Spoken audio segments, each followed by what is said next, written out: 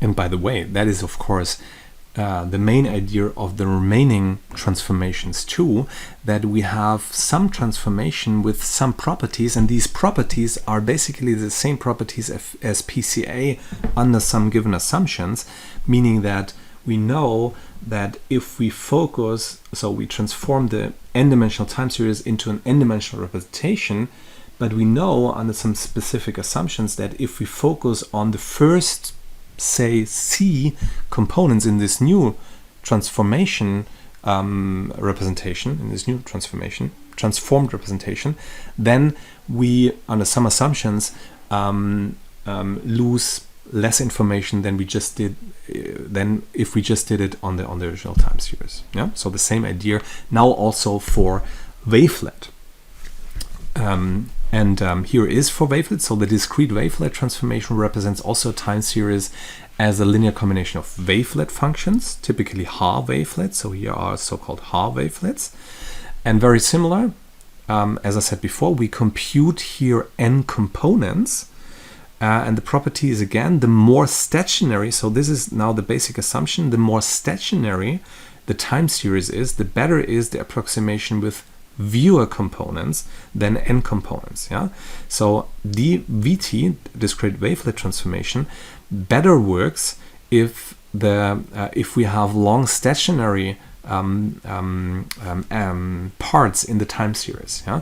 So DFT perfectly or better works if we have some kind of cosine and sinus behavior in the raw data, and wavelets work if in the raw data there are more stationary parts. Yeah, because in that case a discrete wavelet transformation has the property that fewer components yield a better transformation, a better approximation than just picking out C components from the raw data randomly, as is the case for DFT for sinus and cosine parts. Yeah.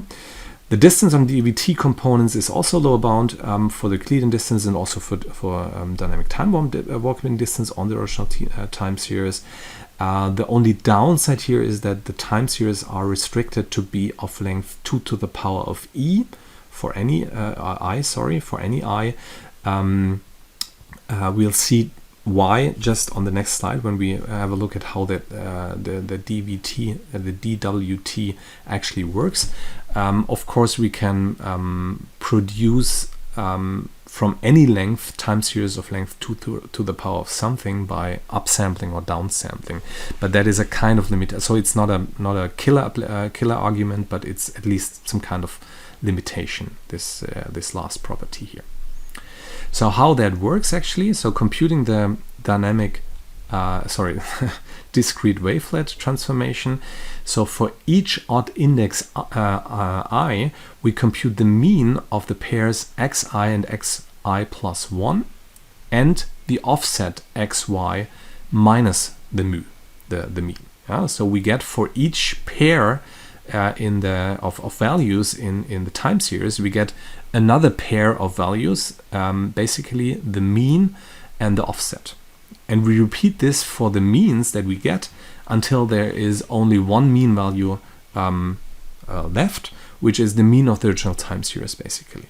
And we'll see that here with an example. So here the raw time series is 9, 7, 3, 5, 6, 10, 2, 6.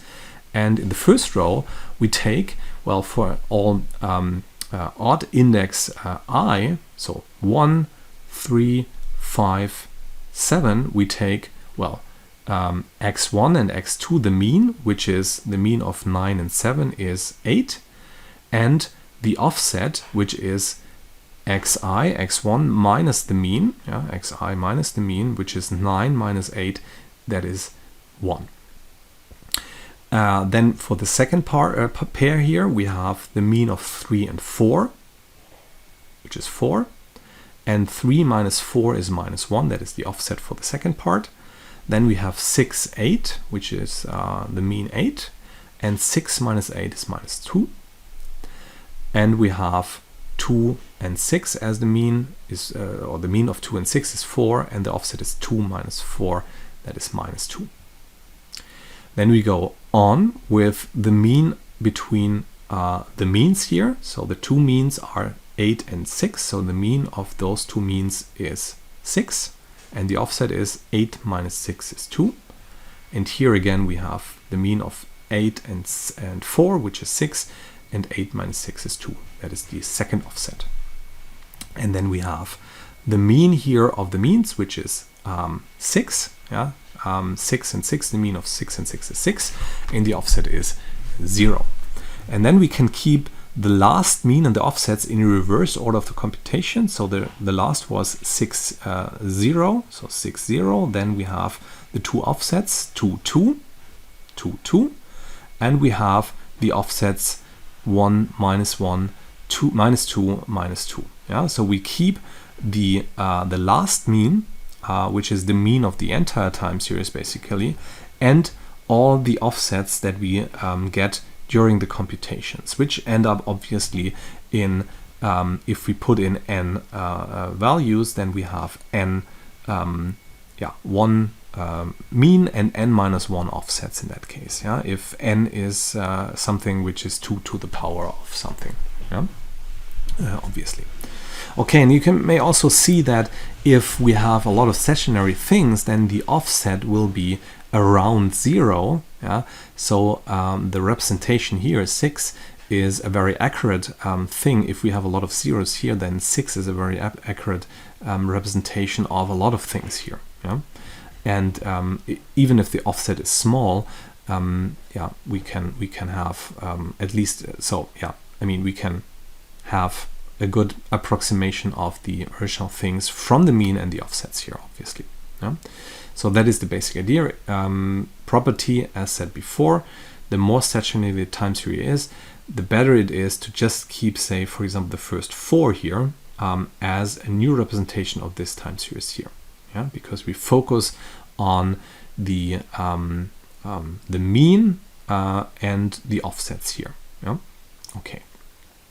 And down here, the offsets model more specific things here. So that's why if a lot of stationary things is going on, those means here will be 0. Then we can really kick them off. Yeah. So if we have a lot of non-zeros here, we don't care. But if we have a lot of zeros down here, which is the most detailed view, obviously, yeah, then we are good. Then obviously omitting them in the representation is a good way. Yeah, then discrete wavelet actually works. If we have a lot of large values here, then absolute values here, large absolute values here, then discrete wavelet is not a good transformation in that case, obviously.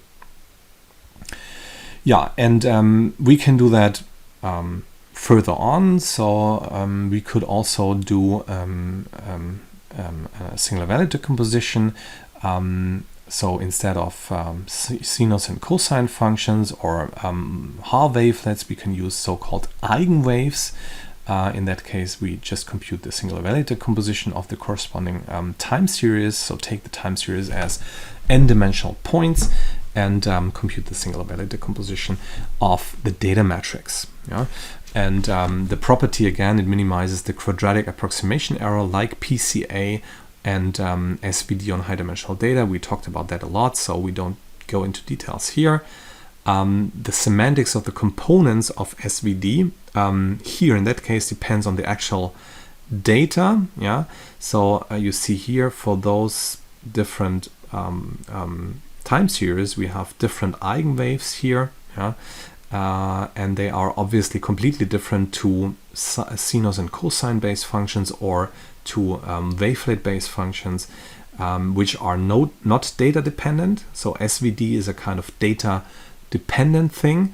So we don't need to make any assumptions about sinus cosine based functions or constant based functions, but just compute the base functions as eigenwaves as they are, so to say. Yeah. Yeah, and just that you know, in text mining and information retrieval, I think we talked about that.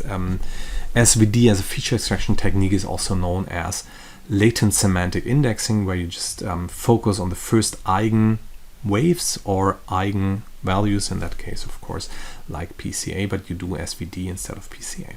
Yeah? Okay,